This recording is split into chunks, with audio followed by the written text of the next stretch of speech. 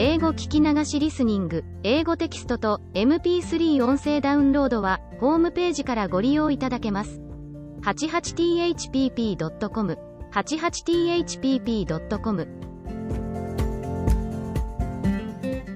16. There was a faint idea in Jarvis's mind, as he staggered out of the all-night lunch, of swimming after the Mauretania to overtake the Parks. Then his wandering senses collected themselves. He realized that the vessel did not sail until 11, or thereabouts, that there were still several hours before that. He hurried back to his room, dressed carefully, took the manuscript, and started out. It never occurred to him to telephone. Arrived at the house, the butler informed him that the Parks had left in the motor at 8:30. No word had been left for Mr. Jocelyn. Jarvis's jaw was set as he started downtown. He went to the wharf where the steamer lay, but there was only 15 minutes left before her sailing. It was impossible to find out anything from anybody. So, with a sardonic calm, he watched the steamer slowly loosing from the wharf and making her stately exit. On the way uptown he made up his mind as to the next move. He would begin action today on the Charles Frohman forces. He must also try to find a job. His resources were about exhausted. At the Empire Theater, where the king of managers rules, there was actually an elevator to carry one up to the throne room and its antechambers. At a window, in a sort of cashier's booth, a boy received Jarvis's manuscript, numbered and entered it on the file. "How soon will it be read?" Jarvis asked. "Oh, 6 weeks or so," said the youth. "No possible chance of seeing Mr. Frohman?" "Only by appointment. He is in Europe now." Jarvis relinquished his precious bundle and departed.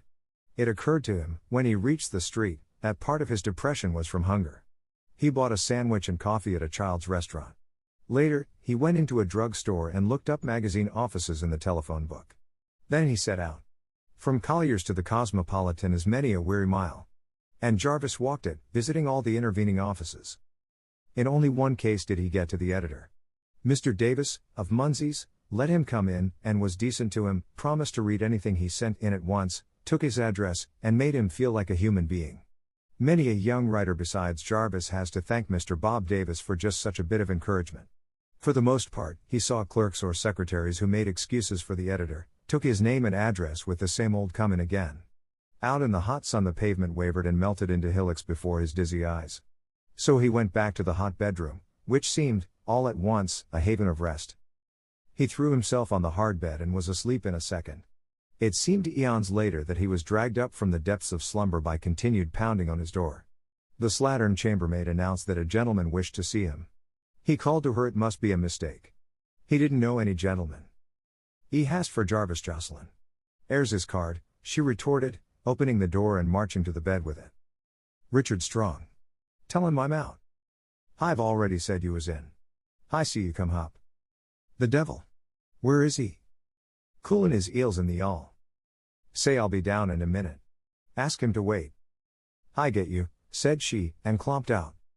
Then Jarvis's eye fell on Bambi's letter on his table, unopened. It must have come the day before, when he was lost in his play. He glanced through it. At the mention of Strong's visit he frowned. He read that part twice. There was no doubt of it. Strong had the only chance with her. He made no secret of his devotion to her, and the probabilities were that now that he, Jarvis, was out of the way, she would realize how much she cared for Strong. "Well, what is, he muttered. He'd have no favors from Strong, though, that was sure. 20 minutes later, shaved and dressed, he descended upon his guest, who sat in torment, on a hall tree shelf, in Stygian darkness. "How do you do?" said Jarvis, stiffly. "Sorry to keep you waiting in this hole of Calcutta." "How are you, Jocelyn?" said Strong, cordially. "Your wife gave me your address, and I thought you might save me from a deadly evening by dining with me at Claremont."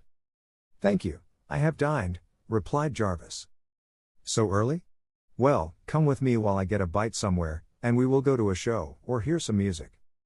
"Much obliged. I am engaged for the evening." "Oh, that's a pity. Your wife told me you were a friendless stranger in a foreign land, so I lost no time in coming to look you up." "Very kind of you. I had a charming weekend in the country. We missed you very much." "Indeed? You're a lucky chap, Jocelyn. Your wife is one of the most enchanting women I ever met. She is unique. I am glad she pleases you. My dear fellow, I hope I haven't annoyed you. I meant no disrespect in complimenting you on Mrs. Jocelyn's charm. You made your admiration a trifle conspicuous the last time I saw you, said Jarvis in a rage. I apologize, I assure you. I bid you good night. Unmannerly boor, was Strong's comment as he turned toward the avenue. Hope that settles Mr. Richard Strong, fumed Jarvis as he turned away from the avenue. 2 letters were written Bambi that night concerning this meeting. Mr. Strong wrote. Greater than. Greater than. Greater than, dear lady, I cannot possibly tell you how much of the fragrance of the garden, and of you, stays with me even in the heat and ugliness of New York. I am so grateful to you and the professor for your hospitality and your friendship. Greater than. Greater than, I went to see your Jarvis tonight, as I promised to do, but he made it exceedingly plain to me that he desired neither my visit nor my acquaintance. I thought he looked very tired and a trifle hectic. No doubt the heat has worn on him. I don't mean to alarm you. I am only searching for some excuse for my own comfort for his reception of me. Greater than. Greater than, I shall look for the next chapters with eagerness. None of your many readers knows my proprietary delight in that tale of yours. Greater than. Greater than, my cordial regards to your father, and to yourself my thanks and my best wishes. Faithfully. Greater than. Greater than, Richard Strong. Greater than. Greater than. Jarvis was not so politic. He permitted himself some rancor. Greater than. Greater than. Greater than, dear Bombina, I did not get your letter announcing Strong's visit, and his approaching descent upon me, until this evening. He followed close upon its heels. I have no doubt you intended it kindly sending him here to look me up, but the truth is I am in no mood for callers, and I fear I made that rather plain to your friend. I may as well say, frankly, I disliked him exceedingly on the occasion of his visit to you. It would be useless for me to try to disguise the fact. I would never dream of asking him for work on his magazine, which I consider of a very low grade. Greater than. Greater than, by some misunderstanding the Parks sailed sooner than they expected, and failed to see my play. I have offered it to Charles Frohman. I should prefer him to any other New York manager. Greater than. Greater than, the weather here is extremely hot, and I have been working rather hard, so I am a little knocked out. Will you send me the manuscript of my 2 unfinished plays you will find on the table in my study? With regards to the professor and yourself. Hastily. Greater than. Greater than, Jarvis. Greater than. Greater than.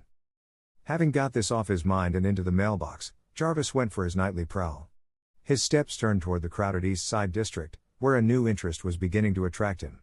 Until now men were his only concern. These hot nights, as he tramped along, discouraged with his own futility, he was beginning to discover man. It seemed to him that all the children in the world were playing in these crowded streets. He had never turned his attention to children before. And he began to look at the shrewd, old faces, even to talk to a group here and there. They made him think of monkeys, clever, nervous little beasts. He skirted several mothers' meetings conducted on the sidewalk. He even went into a saloon to have a look at the men, but the odor of stale beer and hot bodies was insufferable and drove him out. As he sauntered along, he passed an unlighted business building. Out of the shadow a girl stole, and fell in step beside him. "Hello, kid," she began, her hand tucked under his arm. Before she could complete her sentence, a policeman was upon them. He laid hold of the girl roughly. "Now I got you. I told you to keep off in this block," he growled. "What's the matter with you? What do you want?" Jarvis demanded. "I want her to come along with me. That's what I want. She hasn't done anything." "You bet she hasn't. I didn't give her time." "Let go of her. What charge are you taking her on?" "Don't get fresh, young guy. The charge is soliciting." "That's a lie. She's a friend of mine, and she merely said, 'Good evening.'" The copper laughed derisively, and the girl turned a cynical young old face to Jarvis.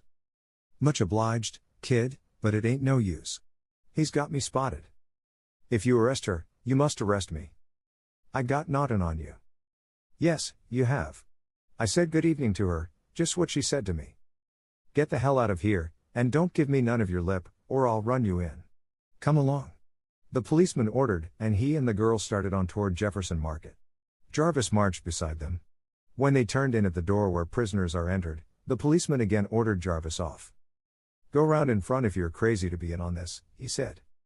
Jarvis hurried round to the front door and went in. The courtroom was packed. He had trouble in finding a seat, but he finally got into the front row, just behind the rail that divides the dock from the spectators. One half of the room was full of swine, fat, blouse-necked Jewish men, lawyers, cadets, owners of houses, all the low breeds who fatten off the degradation of women. Their business was to pay the fines or go bail. The other half of the room, to Jarvis's horror, was full of young boys and girls, some almost children. They're out of curiosity. A goodly number of streetwalkers sat at the back. It was their habit to come into court to see what judge was sitting. If it was one who levied strict fines, or was prone to send girls up to Bedford, they spent the evening there, instead of on the streets. The first case called, after Jarvis's entrance, was that of the keeper of a disorderly house. She was horrible. He felt she ought to be branded in some way so that she and her vile trade would be known wherever she went. A man went her bail, and she flounced out in a cloud of patchouli. 2 colored girls were brought in, and sent up for 30 days. Then several old women, the kind of human travesties Jarvis had seen sleeping on the benches, were marched before the judge, who called them all by name. "Well, Annie," he said to one of them, "you haven't been here for some weeks. How did it happen this time?" "I've been walking all day, Your Honor. I guess I fell asleep in the doorway." "You've been pretty good lately. I'll let you off easy." "Fine, $1. "Oh, thanks, Your Honor." She was let off, and Jarvis sickened at the sight. A series of young girls followed, cheaply modish, with their willow plumes and their vanity bags. Some cheerful, some cynical, some defiant.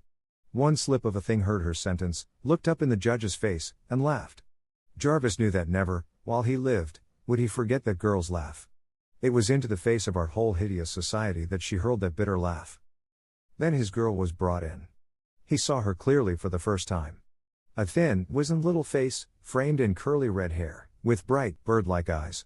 Her thin, flat child's figure was outlined in a tight, black satin dress, with a red collar and sash. Her quick glance darted to him and she smiled. The policeman made his charge. The judge glanced at her. "Anything to say for yourself?" She shook her head wearily. Jarvis was out of his seat before he thought. "I have something to say for her. I am the man she was supposed to have approached." "Silence in the courtroom," said the judge, sternly. "She didn't say one word to me, except good evening," shouted Jarvis. "Is that the man?" the judge asked the officer. "Yes. He's made a lot of trouble, too, trying to make me arrest him.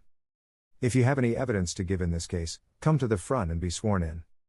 Jarvis jumped the railing and stood before him. The oath was administered. "Now, tell me, briefly, what the girl said to you." "She said, 'Hello, kid.'" A titter went over the courtroom. The clerk rapped for order. "Then what happened?" "This officer arrested her. I told him what had passed between us, and insisted on being arrested, too. We said the same thing, the girl and I. The girl has been here before. She has a record." "Where are the men she made the record with?" demanded Jarvis. "We do not deal with that feature of it," replied the judge, turning to the officer. "And why not?" demanded Jarvis. "It takes a solicitor and the solicited to make a crime. What kind of laws are these which hound women into the trade and hound them for following it? It is neither the time nor the place to discuss that. The case is dismissed. This court has no time to waste, Flynn, in cases where there's no evidence," he added, sternly, to the detective. The girl nodded to Jarvis and beckoned him, but instead of following her he went back to his seat. He would follow this ghastly puppet show to its end. At a word from the judge a tall, handsome, gray-haired woman approached the bench. She wore no hat, and Jarvis marked her broad brow and pleasant smile and the wise, philosophic eyes. Her face looked cheerful and normal in this place of abnormalities. "Who is that woman?" Jarvis asked his neighbor. "Probation officer," came the answer. Jarvis watched her with passionate interest. He noted her low-voiced answers to the judge's questions about the girl in hand. The curiosity seekers in the audience could not hear, no matter how they craned their necks. He watched her calm smile as she turned to take the girl off into her own office. He made up his mind to talk with her before the night was over. Case followed case as the night wore on. It seemed to Jarvis that this bedraggled line had neither beginning nor end. He saw it winding through this place night after night, year after year, the old-timers and the new recruits. Uptown reputable citizens slept peacefully in their beds, this was no concern of theirs. He was no better than the rest, with his precious preaching about the brotherhood of man. What the body politic needed was a surgeon to cut away this abscess, eating its youth and strength. The screams of a girl who had just been given a sentence to Bedford startled him out of his thoughts. She pleaded and cried. She tried to throw herself at the judge's feet, but the policeman dragged her out, the crowd craning forward with avid interest. She was the last case before the court adjourned. Jarvis leaned across the rail and asked the probation officer if he might speak to her. "Perhaps you will walk along with me toward my home?" she suggested. He gladly assented. In a few moments she came out, hatted and ready for the street. She looked keenly at this tall, serious youth who had so unexpectedly arraigned the court. "My name is Jarvis Jocelyn," he began. "There are so many things I want to ask you about." "I shall be glad to tell you what I can," she said quietly. "Have you been in this work long?" 11 years. "Good God. How can you be so calm? How can you look so hopeful?" "Because I am hopeful. In all the thousands of cases I have known, I have never once lost hope. When I do, my work is over." "You're wonderful," he exclaimed. "No, I am reasonable. I don't expect the impossible. I am glad of every inch of ground gained. I don't demand an acre. If one girl is rescued out of 20. But why does it need to be at all?" Jarvis interrupted her. "Why does disease need to be? Why does unhappiness need to be, or war, or the money lust that will one day wreck us? We only know that these things are. Our business is to set about doing what we can." "One girl out of 20, he repeated. "What becomes of the other 19? I said I was glad of one girl in 20. Sometimes several of the 19 come out all right. Bedford helps a great many. They marry, they keep straight, or they die very soon." "Tell me about Bedford." She outlined the work done in that farm home, which is such a credit to New York. She told him of the honor system, and all the modern methods employed there. "Can you get opportunities for girls who want the chance?" "Plenty of them. I have only to ask. When I need money, it comes. Lots of my girls are employed in uptown shops, leading good, hard-working lives." "Where does this money come from?" "Private donations. That is one of my hope signs, the widespread interest in rescue work." "The old ones, those aged women?" She sighed. "Yes, I know, they are terrible. There is a mighty army of them in New York. We grind them in and out of our courts, month after month. The institutions are all full. There is so much grafting that the poor farm has been delayed, year after year, so there is no place to send them." "Where do they go?" "Into East River, most of them, in the end." "Do you mean to say that we pay the machinery of the law to put these cases through the courts, over and over again, and then provide no place to harbor the derelicts?" "That's about the case," she replied. "How can we live and endure such things?" Jarvis demanded passionately. "I used to feel that way about it. I used to be sick through and through with it, but I have grown to see that there is improvement, that there is a new social sense growing among us. Uptown women of leisure come to our night courts, take part in our working girls' strikes, and women, mind you, are always slowest to feel and react to new forces. Don't be discouraged," she smiled at him, stopping at the door. "May I come and see you, sometime? Are you ever free, or would that be asking too much?" "No. Come. Come in Sunday afternoon if you like." She held out her hand, and he grasped it warmly. "You're great," he said boyishly, at which she laughed. "We need you young enthusiasts," she said. As he walked uptown to his lodgings, Jarvis faced the fact that up to this present moment he had been on the wrong track. He had tried to pull from the top. That was all right, if only he also tried to push from the bottom. The world needed idealists, but not the old brand, blind to the actual, teaching out of a great ignorance. This probation officer woman, she was the modern idealist, as modern as Jesus Christ, who worked in the same spirit. He would finish his vision plays, as he called them, because he believed in them. But, in the meantime, he would learn something of the real issues of men and women as they live in great cities, so that he could write a play which would be so true, so vital, that it would be like watching the beating of the hot heart of life. That night was the beginning of a new era for Jarvis. 17. Bombina Parkhurst was a young woman not much given to wrath, but as she read the 2 letters from New York she grew thoroughly enraged at Jarvis. Evidently, he had been exceedingly rude to Mr. Strong, and evidently Mr. Strong had been exceedingly annoyed. She was so furious at him that when she sat down to her desk to write her daily chapters no ideas came. Her mind just went over and over the situation of kind Mr. Strong putting himself out to be polite for her sake, Jarvis, stiff and ill-mannered, repulsing him. She determined to omit the daily letter to the offender until she cooled off. She gave up work for the morning and descended upon Ardelia. "Ardelia, I am so mad I can't think of anything to do but put up fruit." "Law, Miss Bambi, you ain't mad with me, is you?" No. I'm mad with man. Man. What's the professor been doing? Has he done forgot something? It isn't the professor. It's the sex. Well, Don you go meddlin' round wid fruit and gettin' yo hands stained up, ju cause yo's mad wid de sex. I have got to do something violent, Ardelia. I am going to jerk the stems off of berries, chop the pits out of cherries, and skin peaches. I have got to do something violent, Ardelia. I am going to jerk the stems off of berries, chop the pits out of cherries, and skin peaches. Laws a massy, you suddenly is fierce this monin'. All right, go ahead, but dere ain't no need of it. I most generally always has put up the fruit for the family wife out no help. I know you don't need me, Ardelia, but I need you. Well, chilly, he is de fust few bushels ob cherries. Bushels? Mercy on us. Are you going to do all those? Yassum. And den some more. Dat's the professor's favorite fruit. Bambi was promptly enveloped in a huge apron and settled on the back piazza, surrounded with pans and baskets. Ardelia stood by, and handed her things, until she got started. Hurry up, and come out, Ardelia. I want you to talk to me and take my mind off of things. I'll be long, by and by. Bambi held up a bright red cherry, named it Jarvis, pulled out its stem, cut out its heart, and finally plumped it into her mouth and chewed it viciously. Then she felt better. There was a cool morning breeze lifting the leaves of the big elms, and nodding the hollyhocks' heads. The sound of late summer buzzing and humming, and bird songs, made the back porch a pleasant, placid spot, no place in which to keep rage hot.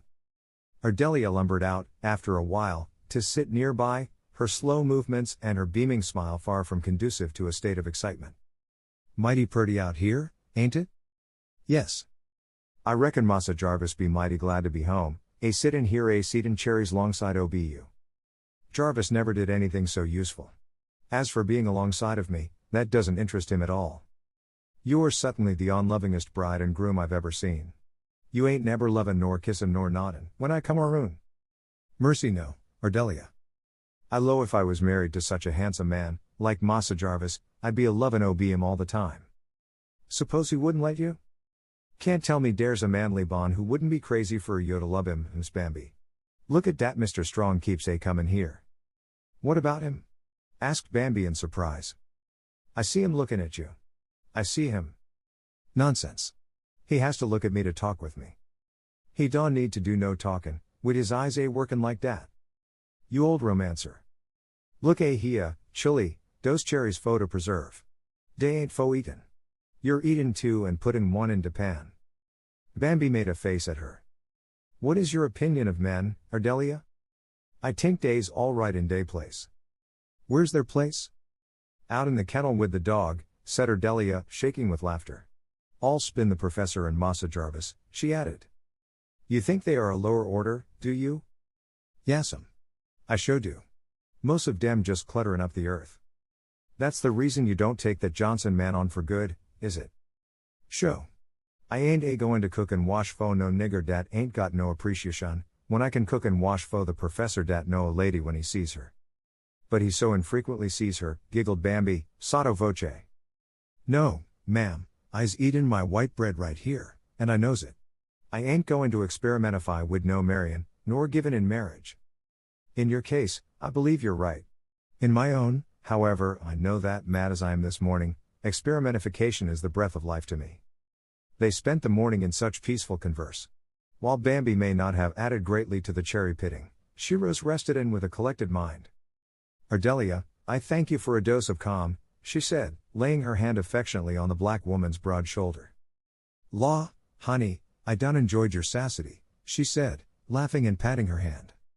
Within the course of a few days Bambi had an appeal from Jarvis. Greater than. Greater than. Greater than, are you ill? Is anything the matter? Are you merely tired of me that you do not write? Your letters are the only event of my days. Greater than. Greater than. This gave her the chance she wanted. Greater than. Greater than. Greater than you seem to be unaware, my dear Jarvis, that in offering a rude rebuff to Mr. Strong you offended me, since he is my good friend and came to see you at my request. I think you made as poor an impression on him as he did upon you, at the time of your meeting, and it was as a politeness to me that he came to look you up. I think an apology to both of us is rather necessary. Greater than. Greater than. A week elapsed, with no reply. Then came a characteristic answer. Greater than. Greater than. Greater than dear Bambi, please find enclosed copy of apology sent strong today. I don't like him, but I have apologized. I also apologize to you. Please don't omit letters anymore. They mean a great deal these days. Greater than. Greater than. She pondered this for some time. That Jarvis was going through new and trying experiences, she realized. But this human appeal for her letters was so unlike the old Jarvis that she had to read it many times to believe it was actually there. She wrote him at once, accepting his apology gracefully. Greater than. Greater than. Greater than, can't you come out for a few days' rest here, and go back in time to hear Frohman's verdict? We'd love to have you, especially the professor and Ardelia. Greater than. Greater than. He answered that it was impossible to get away now. Later, possibly, he might come. He was grateful for the invitation. He never mentioned how he lived, and she did not ask him. The professor's check he returned, with a note of thanks, saying he did not need it. The summer went by and fall came to town. Still there was no word of his return. My, this is a fat letter from Jarvis. Frohman must have accepted the play, exclaimed Bambi one morning in September. She opened out the thick, folded paper. It's poetry, she added. Songs of the street. If he's gone back to poetry, I'm afraid he's lost. She began to glance through them. My dear, I've asked you for coffee twice. These are powerful and ugly. Think of Jarvis seeing these things. Coffee, reiterated the professor. Yes, yes. You must read these. They're upsetting. I wonder what is happening to Jarvis. Is he in trouble? No, he doesn't say so. But there's a new note in these. Coffee, repeated the professor, patiently. For goodness sake, father, stop shouting coffee. You are the epitome of the irritating this morning. I always am until I have my coffee. All day long Bambi thought about Jarvis's street songs. It was not the things themselves. They were crude enough, in spots, but it was the new sense in Jarvis that made him see and understand human suffering. She felt an irresistible impulse to take the next train and go to him. Would he be glad to see her? For the first time she wanted him, eagerly. But the impulse passed, and weeks stretched into months. She worked steadily at the book, which grew apace. She loved every word of it. Sometimes she wondered what would become of her without that work, during this waiting time, while Jarvis was making his career.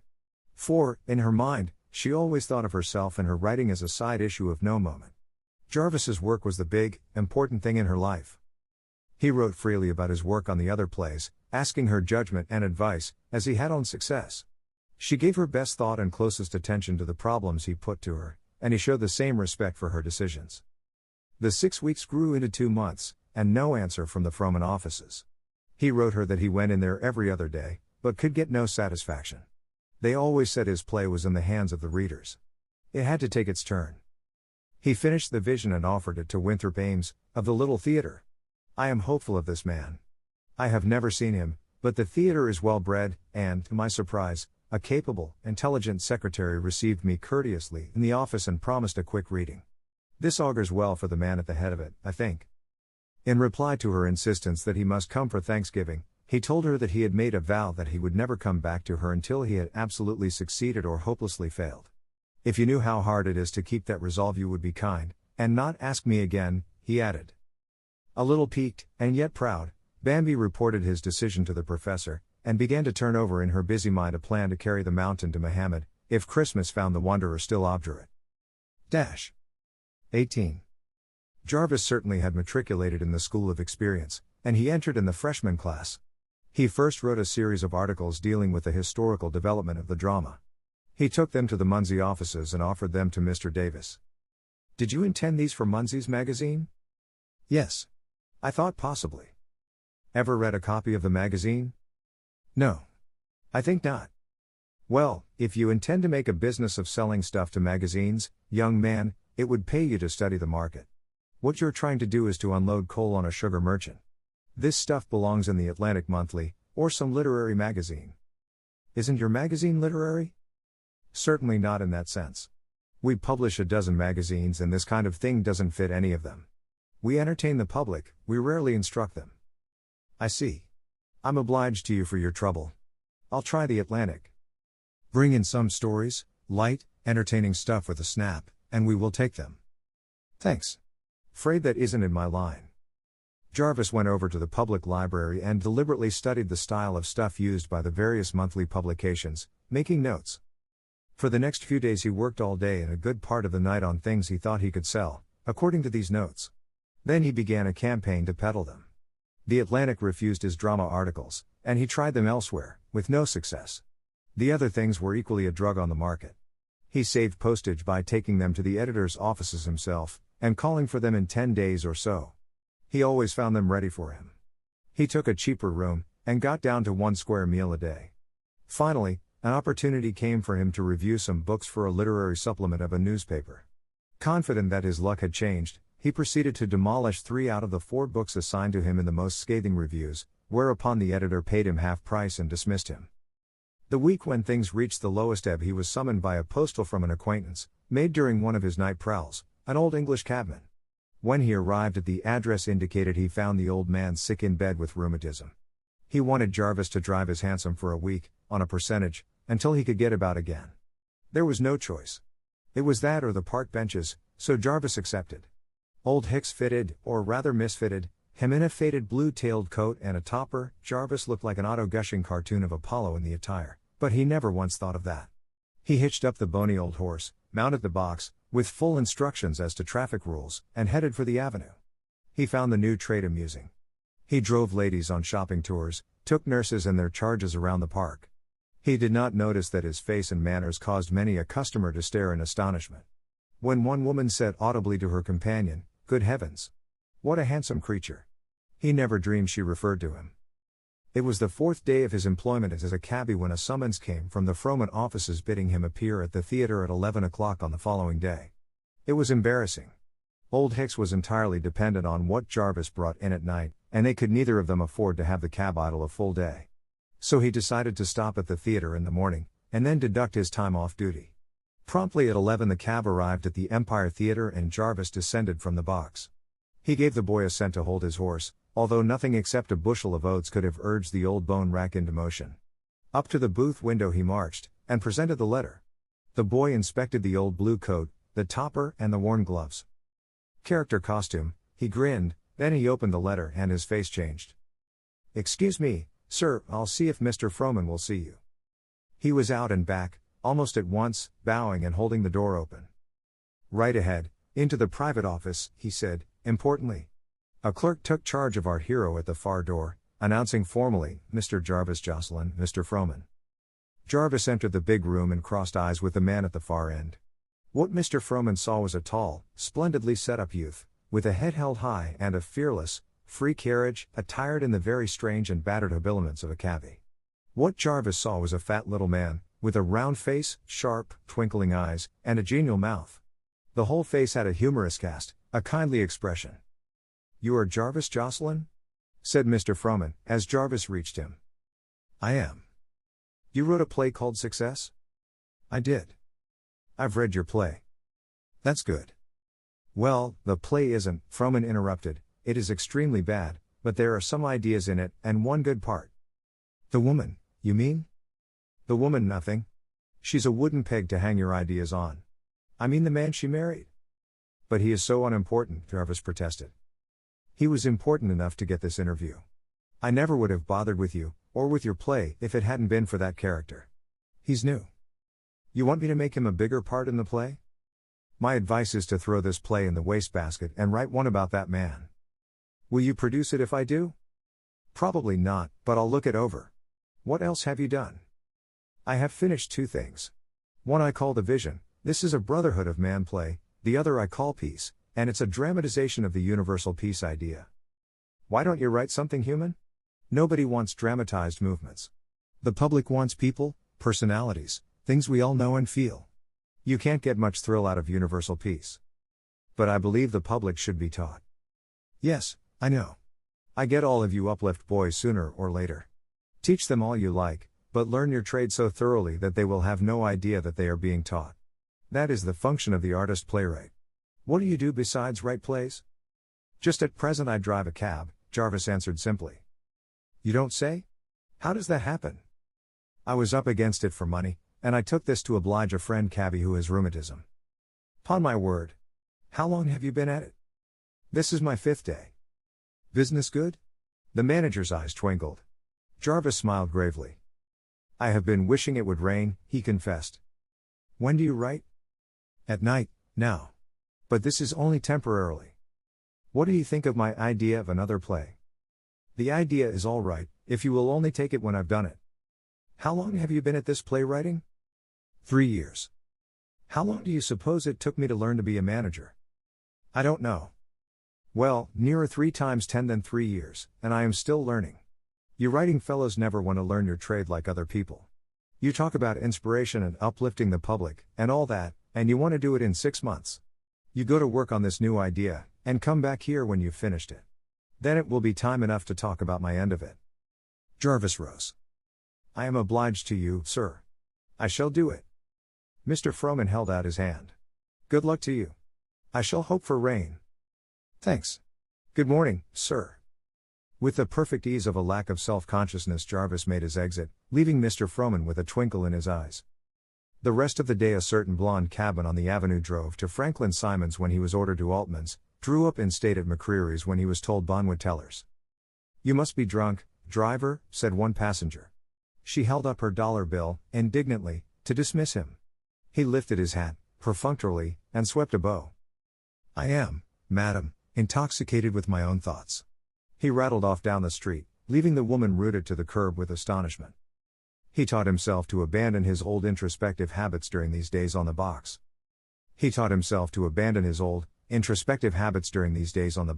And forced his attention to fix itself upon the crowds, his customers, the whole uptown panorama, so different from the night crowds he sought. He recalled Bambi saying to him that until he learned not to exclude any of the picture he would never do big work. Her words had a tantalizing way of coming back to him, things she had tossed off in the long ago of their visit to New York together. He longed for her vivid phrasing, her quick dart at the heart of the things they talked of. It seemed incredible now that he had ever taken her as a matter of course. As for the enigma of her marrying him, he never ceased to ponder it. True to his promise, he went to call on the probation lady, as he named her, and they became friends. He admired her enormously, and owed much to her wise philosophy. He asked her to go riding in his cab, and she accepted without hesitation.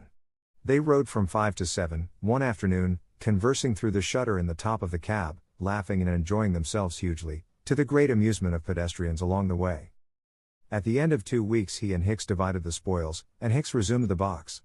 It cemented a friendship which Jarvis enjoyed greatly, for the old Englishman was ripe with humor and experience. He, too, taught the teacher. The day after he was free from cab duty, Jarvis went to the little theater to get a report from the Vision.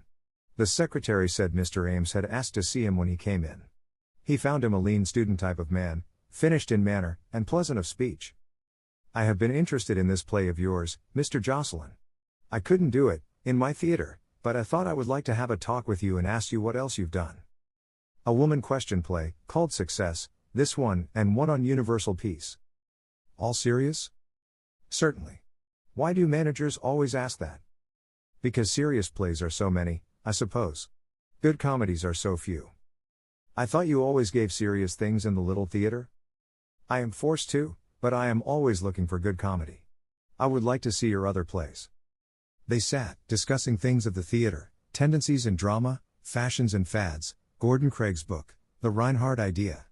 They spent a pleasant half hour, like an oasis in Jarvis's desert. He felt that Mr. Ames had time for him, was sincere in his interest in him. He left the little theater cheered in some inexplicable way. When he returned to his lodgings that day he found a note from Strong, forwarded from the old address. It acknowledged Jarvis's apology gracefully, and suggested that they dine together the night of this very day, unless Jarvis was again engaged, in which case he might telephone, and they would make other plans. Jarvis frowned over it 10 minutes. Might as well go and get it over, he remarked ungraciously. He telephoned Strong his acceptance, and asked if he might meet him at the restaurant. He did not wish Strong to know the new address. He would keep his struggle and his poverty to himself. That was certain. The two men met at a roof garden, each determined to suppress his instinctive dislike of the other because of Bambi. They found a table, and after a short period of stiffness they fell into easy talk of books and plays and men. How do you like New York? I remember you confessed to hating cities when I saw you. I still hate cities, but I am getting a new point of view about it all. It's a great school. So it is. Is Mrs. Jocelyn well, and the professor? Yes, thank you. It is some time since you were home? Yes. I had a note from Mrs. Jocelyn a few days ago. Did you? I wonder if you would let me see your songs of the street, she told me about? She spoke of them to you? In the highest terms. Said she had no idea of your plans in regard to them, but that the poems were strong and true. I am glad she liked them. Would you consider letting me have them for the magazine if they seem to fit our needs? You can look them over, if you like. They won't fit, though. They'll stick out like a sore thumb. The only editor I showed them to said they weren't prose, and they weren't poetry, and, besides, he didn't like them. Mail them to me tonight when you go home. Better still, bring them in. Jarvis drew out an envelope that he pushed across the table to Strong. Look them over now, he said. Strong lifted his brows slightly, but took the proffered pages and began to read. While his host was so busied, Jarvis smoked a good cigar, the first in months, and enjoyed it. He didn't care whether Strong liked them or not. Strong looked up suddenly. I'll take these, Jocelyn. What do you want for them? Oh, I don't know. What are they worth to you? I'll pay $200 for them. Is that satisfactory? Perfectly. I'll mail you a check in the morning. I should say you have been learning things, Jocelyn. That is good stuff. I told you I was getting a new point of view. At the close of the evening the two men parted with a surreptitious feeling that they would have liked each other under any other circumstances. They promised to meet soon again. As for Jarvis, he felt that a golden egg had been laid for him in the middle of the table on the Astor roof. The one thing that stood out in his mind was the thought that he could go home, to see Bambi. The only regret was that Strong had made it possible. 19. The day came, in early December, when Bambi put the last word, the last period, to her book. Instead of a moment of high relief and of pride, as she had foreseen it, it was with a sigh of regret that she laid down her pen. She felt as a mother might feel who sends her child out to make its own way when she had put her last, finishing mother touch upon his training. There would never be another first book. No matter how crude or how young this firstling might come to seem to her, there would never be such another. No such thrills, no such building as made this firstborn dear, could go in another book. Then there was the pleasure in her new bank account, with the sense of freedom it brought. She could indulge herself in pretty things. She could buy little presents for people she loved. Best of all, she laid aside an amount which she called the Homeseekers Fund, to be used for that home which she and Jarvis would establish some day. She had won her independence, and it was sweet. Mr. Strong was attending to the publication of the story in book form. And it was to be on the Christmas stalls, appearing simultaneously with the last chapters of the magazine. He was already begging her to promise a new serial for the coming year. It seemed incredible that so much could have happened to her in the 10 months that she had been married to Jarvis. Her threatened career, which seemed such a joke to her family, was here. She was well launched upon it, with the two scoffers still in ignorance of the fact. So she mused, as she sat at her desk, the heap of completed last chapters piled before her. Ardelia broke in upon her meditations. Mr. Strong in here. Who? Mr. Strong. Mr. Strong. Why, he sent me no word. I didn't expect him. I can't help that. He's here, settin' in the library. Dear me, said Bambi. Say I'll be down at once. Wait. Help me to get into my gray gown before you go. You look all right the way you is. No. This man lives in New York, Ardelia. He's used to real clothes. I wish he'd stay in New York. What's the matter with Mr. Strong? I thought you liked him. He's getting too frequentious round here, to suit me. You silly thing, we have business to talk over. Hurry on, now, and say I'll be down in a minute. Ardelia lumbered out, disapproval in every inch of her back. Richard Strong turned away from the log fire at the sound of Bambi's footsteps running down the stairs. The soft gray gown clung to her, and floated behind her, its ashen monotone making her face more vivid than ever. Her cheeks were pink, and her eyes looked gray-green in the shadowy room, with the deep, shining fire of opals. Both hands went out to his impulsive greeting. Welcome, she said, smiling. Aren't you surprised? I'm pleased. Why should I be surprised?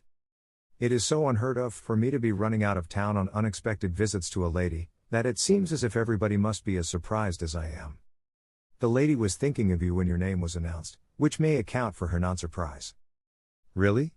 He said so warmly that she blushed a bit. Yes, I finished the book today. I was thinking it all over, this last year. My new sense of getting somewhere, and of you, the big part you play in it all. Have I ever told you how utterly grateful I am? He looked down at her, sunk among the cushions of the big couch, before replying. I think you need not say it, he replied. I have been so richly rewarded in knowing you. Thanks, friend. You've been my secret garden this last year. Oh, that is nice of you, she interrupted, sensing an undercurrent of feeling. If I am your secret garden, you're my secret well, because nobody knows about us. You haven't told them yet? No. When the book comes out, I shall give them each a copy, and run and hide while they read it. Little girl, he smiled at her, what do you think brought me down here today? No idea. Guess. Can't. Never guessed anything in my life. He took a letter from his pocket and handed it to her. I am to read this? He nodded. She opened it and read. Greater than. Greater than. Greater than Mr. Richard Strong, New York City. Greater than. Greater than my dear Mr. Strong, I have read, with very great interest, a serial story, published in your magazine, entitled Francesca. I feel that there's the making of a delightful comedy in the plot of this novel, and I write to ask you whether it would be possible for me to secure the dramatic rights from the author. As the story is anonymous, I appeal to you to put me in touch with the writer in question. I shall appreciate an immediate reply. Greater than. Greater than with thanks to you, in advance, sincerely. Greater than. Greater than Charles Frohman. Greater than. Greater than Empire Theater, New York City. Greater than. Greater than. Am I dreaming this? Does this mean my book? He smiled at her earnestness. It does. I came down to talk it over with you and see what you wanted me to do. What do you think about it, yourself? I think it's a great idea. It will advertise the book enormously. The book will help the play. In the meantime, they both advertise you. A playmate of my thoughts? It's too wonderful, said Bambi. Do you suppose he'd let me make the play? I don't know. Would you like to? Do you think you could? I do. I've learned lots through. She stopped of a sudden and gazed at him. Why, Jarvis must make the play, of course. Why didn't I think of it? Mr. Frohman would, no doubt, wish to choose the playwright, in case you didn't make the dramatic version yourself. But why couldn't Jarvis? Jarvis is totally unknown, you know, and so far unsuccessful in playmaking. You could hardly expect Mr. Frohman to risk a tyro. She looked at him indignantly. He rated Jarvis like a Dunn's agency. But I'm a tyro. Yet you think he might let me do it? Excuse me, you are not a tyro. You are the author of one of the season's most talked of books. Your name, in a double roll, on Mr. Frohman's 3 sheets, will be a fine card. All I know about playwriting I learned from Jarvis, she protested.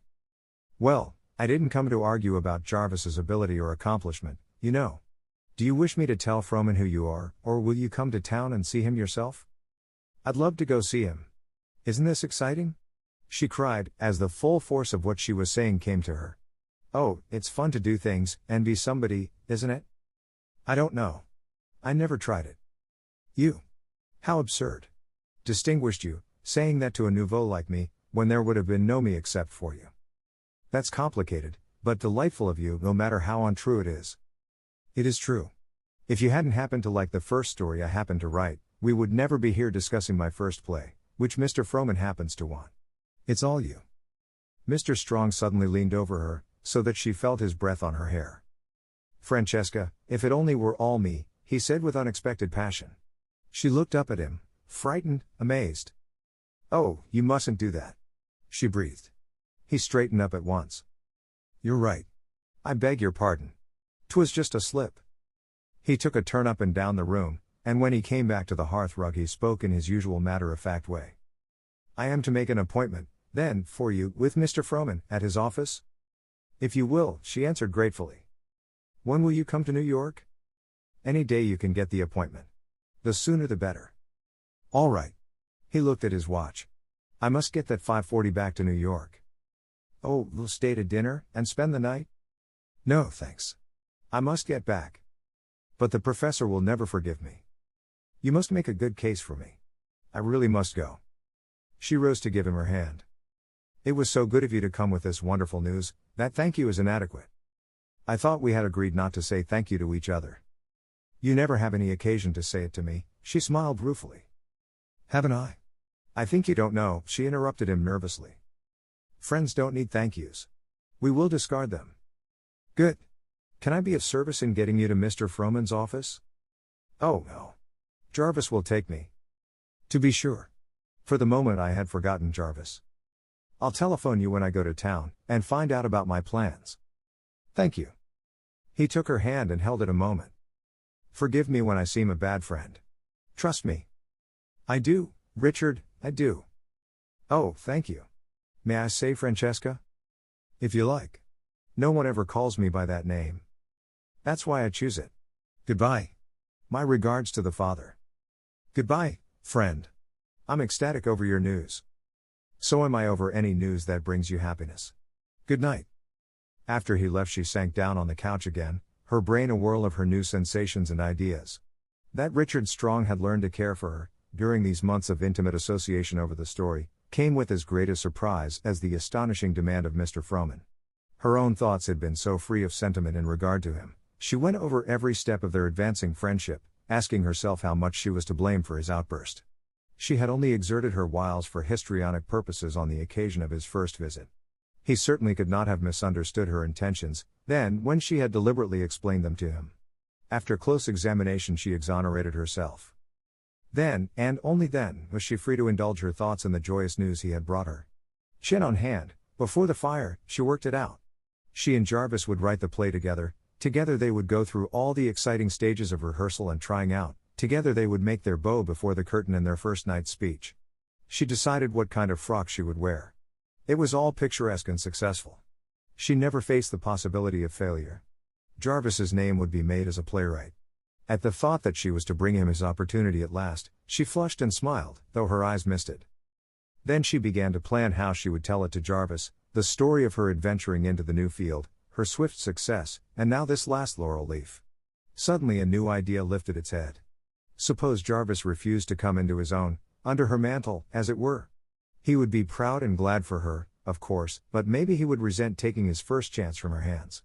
With knitted brow she pondered that for some time. The more she thought of it, the more convinced she became that even though he accepted it, and showed gratitude, deep down in his heart would be the feeling that he would be only contributing to her success, that was in no way his own.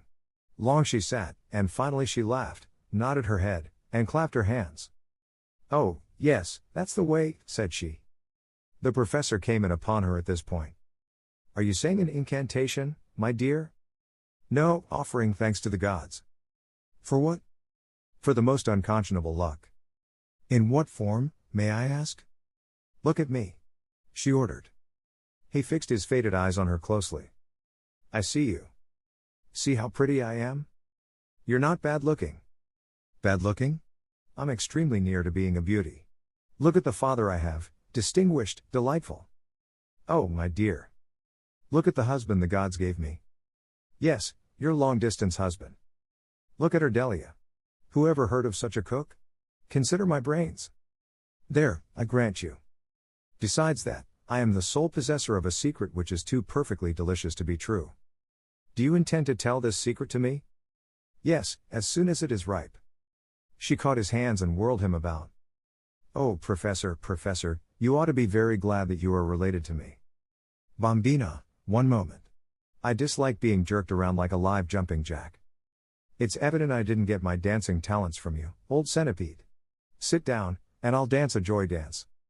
She pushed him on the couch, and began a wild, fantastic dance on the hearth rug before him, the firelight flashing through the thin, grey draperies. Even the professor breathed a little faster as the lithe figure swayed and bent and curved into wonderful lines, which melted ever into new ones. It was young, elemental joy, every step of it, sexless, no bacchante dance, but rather a paean of ecstasy, such as a dryad might have danced in the woods. At the climax she stood poised, her arms lifted in exultation. Then she dropped beside him. My child, he exclaimed. That was most extraordinary. Where did you learn it? Ages back, when I lived in a tree. It must be a happy secret to make you dance like that. Oh, said she, snuggling up to him, putting her head on his shoulder, it is the gayest, pleasantest, hopefulest secret a girl ever had. If I don't hold my hands over my mouth, it will break out of me. Does Jarvis know? Greater than oats, peas, beans, and barley grows. Greater than you, nor he, nor nobody knows. She laughed. It's going to be the most amusing moment of my life when I spring it on the two of you. When is that to be? Curiosity is death to mathematicians, she warned him, nor could he extract another word from behind the hand she held over her laughing mouth. 20. Appointment at 3 o'clock, Tuesday afternoon, announced Strong's wire on Monday morning. Hooray, shouted Bambi, rushing into the kitchen to break the news to Ardelia, since the professor was not there. New York, bress yo. Ain't dat fine? Yo gwine see Mr. Jarvis? Of course I'll see him. Yo can tote him back home, Abby. I'll take the early morning train tomorrow. I reckon I'll fry up some chicken and bake some cakes, so yo can tote it right along with yo. Now, look here, Ardelia. I'm not going to pack any basket along on the train to New York. Jarvis can buy his fried chicken there. He say dey ain't no cookin' like there is in dis town. Well, it will have to do for a little longer. I'll have my bag and plenty to carry. Yo ain't got no natural feelin' fo dat boy, Ardelia scolded her.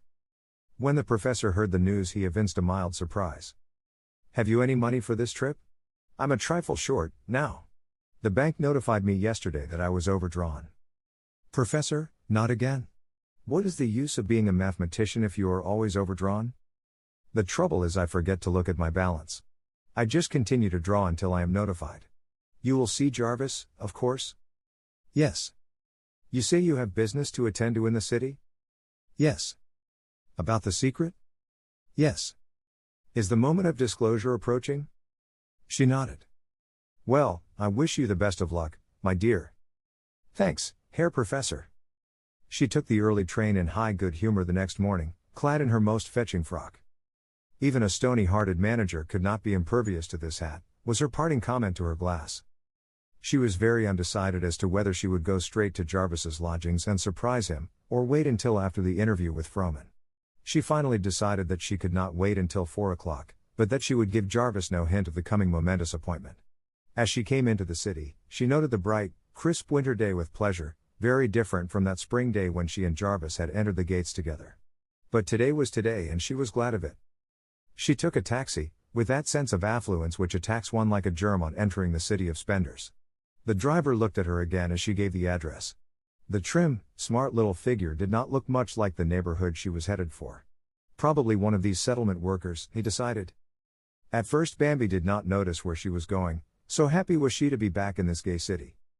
I know you're a painted lady, but you're so pretty. She smiled, as the streets ran by. Downtown and still downtown the taxi sped, past the Washington Square district, which they had explored together, shooting off at a tangent into the kind of neighborhood where Bambi had fallen sick at the sights and the filth. They drew up before an old-fashioned house, with dirty steps and windows and curtains. It looked like a better-class citizen on the downgrade, beside the neighboring houses, which were frankly low-class.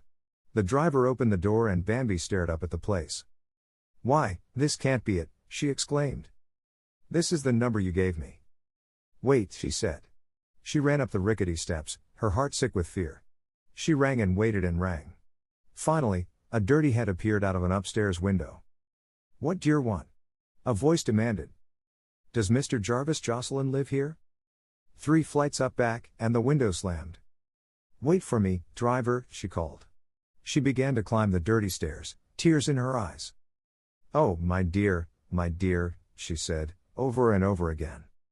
She knocked at the 3rd floor back, with no response, so she opened the door and entered. One dark area window, a bed, a chair, a dresser, an improvised table with piles of manuscript. It was cleaner than the awful entrance suggested. But, oh, it was pitiful. Such a place for a dreamer. Bambi leaned her head on the dresser and sobbed. That he had been reduced to this, that he had never told them, that he had refused the professor's money and chosen poverty. It nearly killed her, while it thrilled her with a pride unspeakable. If he had the strength for such a fight, nothing could conquer him. She started at a step outside, thinking that it might be he. Suddenly she realized that he might not want even her to see this, that he might not want her to know of this drab tent where he crawled for sleep off the field of battle. She went to the narrow bed and laid her hand gently where his cheek would rest. Jarvis, my dear, she whispered. Then she went down the rickety stairs, out to the waiting cab. She was sick, heart and body, at the revelation of what his struggle meant. All the mother in her cried out at the physical distress of such surroundings to a nature sensitive to environment. He could have come back to the sunny, airy rooms he had made his, at home, but he had chosen to stay and win. So many things she had not understood about him were made clear now, and she wondered if Richard Strong had found him there. No wonder Jarvis had repulsed him, taken unawares, and at such a disadvantage. "Oh, why didn't you let me know and help?" she repeated. She had the man take her round and round the park, where it was quiet. She must get herself in hand. She felt that at the slightest excuse she would burst into hysterics. More than ever, now, must she be mistress of herself for the coming interview. She must fight to catch the big manager's attention, and win her way with him. She drew her furs about her, closed her eyes, and tried to shut out the sight of that sordid, wretched room, where handsome big Jarvis was paying the toll to success, toll of blood and brain and nerves, paid by every man or woman who mounts to the top. She saw him climbing wearily those dirty stairs, coming into the cell. Over and over she saw it, like a moving picture film repeated indefinitely. At 3:15 she ordered the driver to the Empire Theater. This time his face cleared. Actress, of course. Probably went to the slums to look up a drunken husband. He drew up at the theater, demanded a queen's ransom for her release, and stood at attention. She was too nervous to notice the amount, and paid it absently, dismissed him, and hurried to the elevator. She was first shown into the General Domo's office, where she was catechized as to her name and her business. She waited 15 minutes while her name was passed down the line. Word came back that Mr. Frohman was engaged. Would she please wait? "I'll wait, but my appointment was at 3, she said. The major domo looked at her as if such lèse-majesté deserved hanging. In 15 minutes more she was conducted into an anteroom, where she was turned over to a secretary. Her business was explained to him. In due course of time word came out that Mr. Frohman would be through in 10 minutes. She was moved, then, to a tiny room next the sacred door leading into the inner mystery. 20 minutes passed, then a youth appeared. "Mr. Frohman will receive you now," he announced in solemn tones. Bambi refrained from an impulse to say, "Thank you, St. Peter," and followed into the private office. For a second she was petrified with fear, then with the courage of the terror-stricken she marched down the long room to the desk where Mr. Frohman sat looking at her. "Sorry to keep you waiting," said he. Bambi fixed her shining eyes upon him and smiled confidently. "I feel as if I'd gotten into the kingdom of heaven for a short talk with God." The smile on the manager's face broke into a laugh. "Is it as bad as that? Sit down and see how you like it up here?" "Thanks," she said, sinking into the big chair beside the desk. "So you wrote Francesca, did you?" "I did." "You look pretty young to know as much about life as that book tells." "Oh, I'm old in experience," she boasted. He looked closely at her ingenuous face, and laughed again. "You don't look it. I think there's a play in that book." "So do I." "Did you ever write a play?" "No, but I've helped on several plays. I know a great deal about them," she assured him. "Do you? Well, that's more than I do. Any of the plays that you have helped on been produced?" "That isn't fair of you," she protested. "I should have boasted about it if they had. A skilled playwright could take the heart of your story and build up a clever comedy. Could we have Richard Bennett, Marguerite Clark, and Albert Brunning play the parts?" "Oh, you've got it all cast, have you?" She nodded. "And I know just the man to make the play." "Do you?" "So do I." "Whom do you choose?" "Jarvis Jocelyn." "Jarvis Jocelyn? Who's he?" "He's a young playwright. He hasn't had anything produced yet, but he's extremely clever, and I do so want him to have the chance." "Jarvis Jocelyn. Seems as though I had heard that name. Oh, your name is Jocelyn," he added. "Is this a relative?" "Sort of, husband." "Husband? So you're married?" In surprise. "Yes. If you don't mind, I think I'll have to tell you some personal history." "Go ahead. I wish I could think where I had heard that fellow's name." "He submitted a play to you, called Success." "What, the cab driver? You mean to say you're married to the cab driver?" "Cab driver?" "The Success fellow came in here, in a long coat and a top hat. Said he was driving a hansom to help a friend and incidentally turn a penny himself. Big, handsome, blond fellow. I remember, I liked him." Surprise, pain, then understanding, flashed across her face, and somehow the manager knew that he had betrayed a secret to her and that it hurt. She controlled herself quickly and answered him. "Yes, that was Jarvis. We were married last spring, and we both set out on a career. I kept mine a secret, and just by luck I succeeded. But Jarvis," here her eyes filled with tears, "you've no idea how hard it is to be a playwright. Everybody thinks what a snap it is to collect royalties when you are a Broadway favorite, but they don't know all those terrible days and nights before you get there, and what it means if you never do get there. I know, he nodded. So you want to give this fellow the chance to make this play? I want it more than I ever wanted anything in my life. Well, he said, in surprise at her earnestness. I want you to send for him, give him the commission, and never mention me. Why not? I do not want him to know that I had anything to do with it. He doesn't know you wrote the book? No. And you're married to him, you say? She nodded. Upon my word, you're a queer pair. Are you Francesca, and is he the musician of the story? Well, they are based on us, rather. He laughed. Dear, kind Mr. Frohman, will you do this? I told the fellow to try his hand at a comedy. He might handle this, if we could hold him down. Awful preacher, isn't he? He's young, she answered patronizingly. The manager covered a smile. Won't he recognize himself and you in the book? I think not. He's so unobserving, and he does not suspect me at all. He'll never know. You may have to work with him on the play.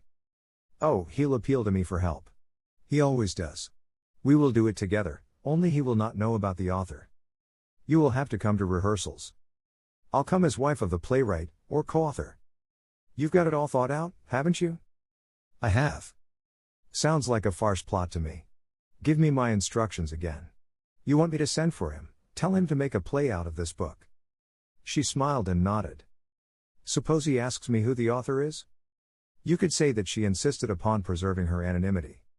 What else do I do? That's all. If this is your idea of a short interview with God, you certainly make good in dictating his policy to him. Bambi's laughter rippled and sang. But you will do it? I'll make a start by calling the cabbie. She rose and held out her hand. I'm so glad you're like this, she said. I shall love doing things with you. Much obliged. I'm glad you came in. You'll probably hear from one of us as to the next move in the matter. Goodbye. Goodbye and thanks, Mr. God. His laugh followed her out. He sat for several minutes thinking about her and her plan. He recalled Jarvis's fine, unconscious exit at the time of his interview. He rang for a boy, and demanded Jarvis's address. Bambi walked out, treading on air. She had won her point. She had got Jarvis his chance. She thought it all out, the coming of Frohman's letter, his joy over the commission, how he would announce it to her. She laughed aloud, so that several people turned to look at her and a man slowed up and fell in step. She went into a tea shop to have tea, calm down, and decide on the next step.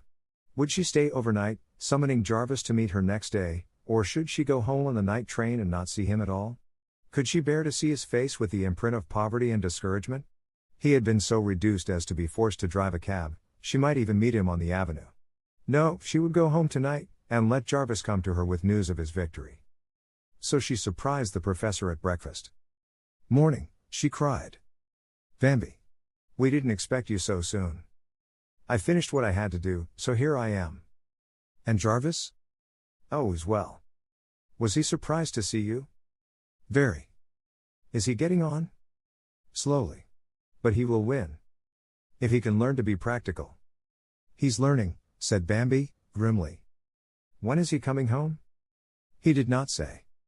Nobody buys his plays yet? Not yet. I'm not surprised. That woman, you know, and the play he read us. Don't talk about her till I get my breakfast. He looked at her in surprise, she was so seldom irritated. She rang for Adelia. Why, Miss Bambi, honey. I didn't see you all comin'. Here I am, and hungry, too. How's Mr. Jarvis? All right. Breakfast, Adelia, I perish. Did you have a successful trip? Inquired her father. I did, very. How did you find Babylon? As Babylonish as ever. She seemed strangely disinclined for conversation, so her wise parent left her to her meditations and her breakfast. But he patted her as he passed to go out. We're glad to have you back, my daughter. She brushed his cheek with her lips, understandingly. 21. God's in his heaven. All's right with the world. Caroled Bambi gaily the next day. She wrote Mr. Strong of her interview with Mr. Frohman and its happy outcome. It gave her some satisfaction to announce that the manager was willing to entrust Jarvis with the play. She explained that she was obliged to come home on the night train, so she had missed the pleasure of seeing him. Would he see that Mr. Froman had the first bound copy of the book? She added that she was happy, but it was superfluous. It sang itself through the note so that Strong patted the paper as he finished it, as if it were a personal belonging of the sender. The letter finished, she mounted the stairs to Jarvis's house, as she always called the top floor. She wandered about, comparing it with that place of confinement where he now dwelt. Today he would write or telegraph to her his news, if he had the interview with Froman. She began work on the play, up in his study. She outlined the main plot, marked scenes in the book she thought vital, scraps of conversation which would be effective. She planned the sets for the different acts, even deciding upon Francesca's clothes. Ever and anon, in the midst of her happy scheming, she fell to dreaming of the days to come, with Jarvis home again, and their work together resumed. Whenever the doorbell rang she stopped and waited for Ardelia's heavy foot upon the stairs as she toiled up with the telegram or special delivery. But the morning passed, plus half the afternoon, with no word from him. She went down to the post office herself in the hope that the late mail would reward her. There was nothing for her. The next day brought only a note from Strong congratulating her enthusiastically, and prophesying a great success for the Jocelyn family. She spent a restless day waiting for the postman, afraid to leave the house for fear she would miss a wire. She grew so nervous that she scolded Ardelia and fussed at the professor. Night found her entirely discouraged. Something had happened. Froman had changed his mind, or Jarvis had refused. She had known all along that it was too good to be true. She tossed all night, sleepless, her mind running around like a squirrel in a trap, planning another trip to see the manager. The early morning found her pacing the paths of the frostbitten garden, where the professor found her later. "Why, good morning, Bambi Mia," said he, in surprise. "Good day, Herr Vader. What brings you forth so early, Ladybird?" "My hateful thoughts. Oh, Daddy, there's a crick in the secret." "A crick? Dear me, what a pity. If it doesn't get itself straightened out today, I shall go to New York again, to see what I can do." The companionship of a secret is often corruptive to good habits, such as sleep and appetite. "Better tell me this mystery. If it isn't settled today, I will tell you." "Very good. These late asters are hardy things?" "Yes. The rest of the poor beds are full of ghosts." "Ghosts always stalk, don't they?" He looked at her in concern. "You are upset," he said, and they both laughed. She followed him about for an hour, talking, watching his exact, methodical movements. The early morning air was keen, in spite of the sun. When the postman appeared on the block she ran to the gate to meet him. He was an old friend, on the route ever since she could remember. "Hello, Miss Bambi, you're early this morning," he called. "I couldn't sleep for my sins. If you don't give me a letter, Mr. Ben, I'll scream." "Go ahead." "You mean?" He laughed at her discomfited face and handed her the letter. A quick glance showed the Empire Theater in one corner. She blew him a kiss on her fingertips. "I knew you wouldn't disappoint me, dear Mr. Ben. That's it. I tell you I'm a regular little Cupid. Don't know what the girls in this town would do without me," he laughed, as he trudged away. Bambi read. Greater than. Greater than. Greater than my dear Mrs. Jocelyn, it gives me pleasure to announce that Mr. Jarvis Jocelyn has almost agreed to accept the commission. I think he feels that it is condescension on his part, but he accepts conditionally. He carried off the copies of the magazine to read your story, and he is to give me his answer today. As I am sure of a favorable one, I think we may consider the matter settled. Greater than. Greater than hoping that this meets with your entire approval. Greater than. Greater than I am, faithfully. Greater than. Greater than Charles Froman. Greater than. Greater than P.S. I told him that I understood the author was an unhappy wife, who desired to be unknown. Greater than. Greater than. The professor looked up as Bambi pirouetted around the beds, waving a fluttering white sheet in good melodrama style. "This letter that I longed for, it has come," she sang, lifting a pointed toe over the top of a withered sunflower stalk. "My dear, that ballet step is a trifle exaggerated for a lady. The sunflower's dead, so it couldn't be shocked. The secret is working fine. Oh, I'm so happy, I'm so happy."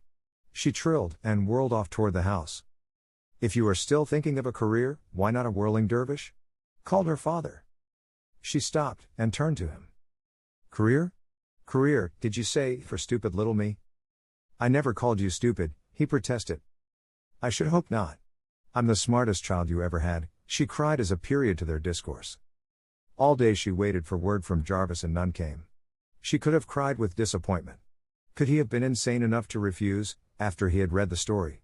Or did he think she was indifferent to his good fortune? She went to bed determined to write him on the morrow. The morning mail brought a second letter from the Empire Theatre. It contained a line from Mr. Frohman, he accepts, and an enclosure. This proved to be a letter from Jarvis. Greater than. Greater than. Greater than to the author of Francesca, care of Mr. Frohman, Empire Theatre, New York. Greater than. Greater than, my dear madam, Mr. Charles Frohman has given me your story Francesca to read, with a view to making it into a play. Of course you are familiar with his plans in this respect. He has offered to entrust me with the dramatization, and I have consented to accept, on the condition that both you and he will allow me to use my own discretion in the work, and not hamper me by superimposing your own ideas and desires. When I have finished all I can do with it, I will then try to incorporate any ideas you may have in the final version. Greater than. Greater than, I think the story very charming, the characters interesting. The part of the musician seems to me rather fantastic, but I suppose there are such men. The girl, Francesca, is delightful, the old fiddler, a fine study. Greater than. Greater than, you are to be congratulated on your work, and I trust I may be able to make as good a play as you have made a book. Greater than. Greater than, very truly yours. Greater than. Greater than, Jarvis Jocelyn. Greater than. Greater than. Bambi chuckled as she read, and patted the part which praised her. Whatever else had happened, Jarvis's dignity was still intact. He calmly told the author to keep her hands off her own book. She flew to the typewriter to answer him. Greater than. Greater than. Greater than, Mr. Jarvis Jocelyn, care of Mr. Charles Frohman, Empire Theatre, New York. Greater than. Greater than, my dear Mr. Jocelyn, your letter in regard to the dramatization of my book, Francesca, seems to demand immediate assurance that you will have free rein in the work you are to do. Mr. Frohman has told me something of you and of your work, and I shall be very happy if my story gives you your first opportunity to succeed as a playwright. Greater than. Greater than, I am glad you are pleased with my story. Did you know that it was my first one? Your comment on the character of the musician interested me, as it is a close portrait of a friend. Greater than. Greater than, trusting that we may work together to a successful end, I am. Greater than. Greater than, sincerely. Greater than. Greater than, the author. Greater than. Greater than, P.S. For private reasons I prefer to remain unknown to you. You can always reach me through Mr. Frohman's office. You must forgive typed letters. Greater than. Greater than. This she sent to the Frohman office, with a request that it be forwarded. The next day brought Jarvis's news. Greater than. Greater than.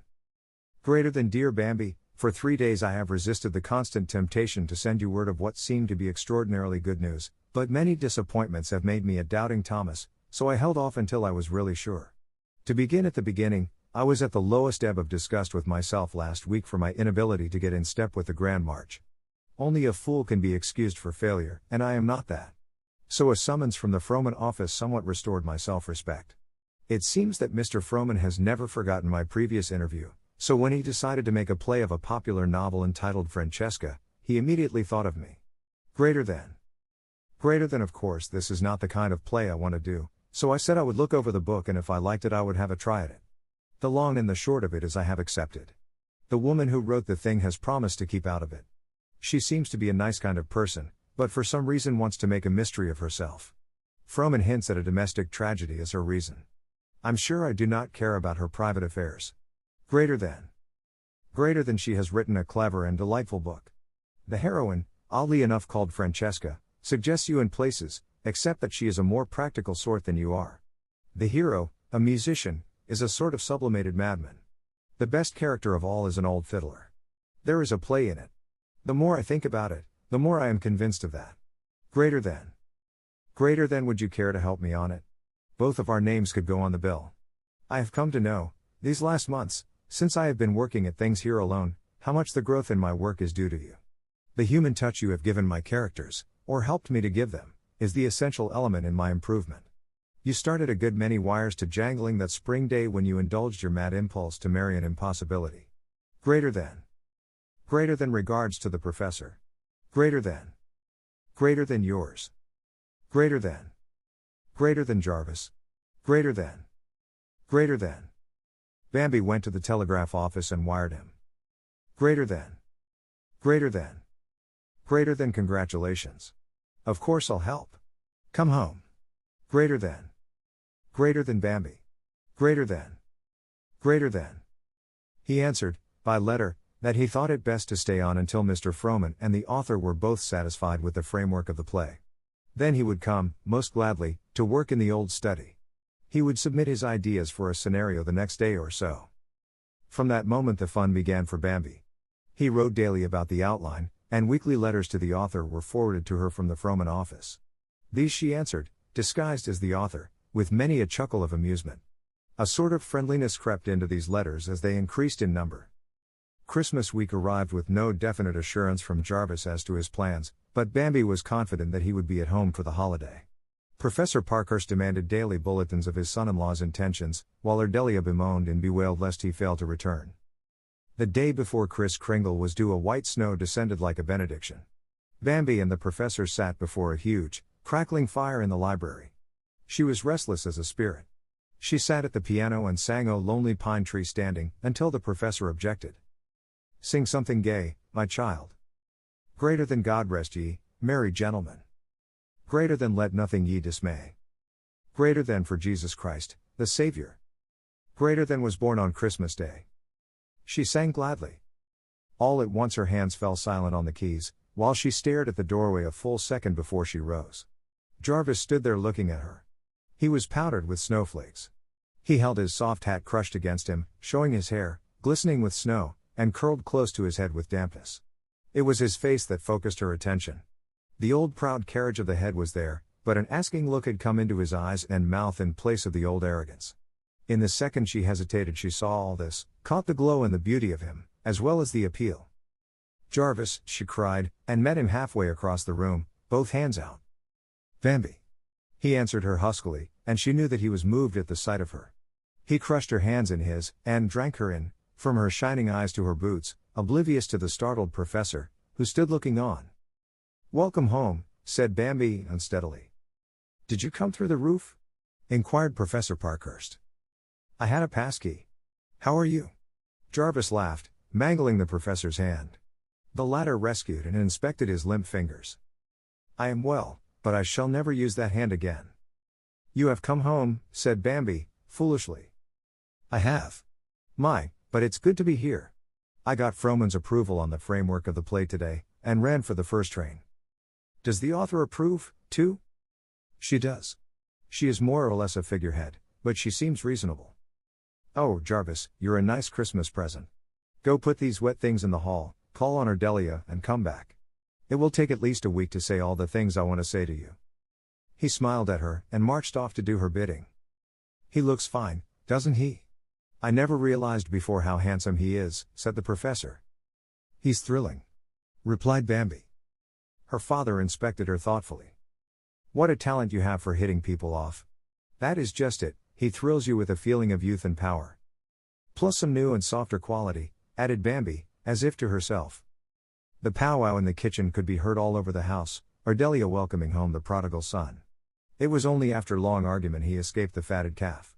She could not conceive of him except as hungry after many months in the heathen city. When he came back into the library he swept with his eyes its caressing harmony of color, tone, and atmosphere. He had never noticed it before.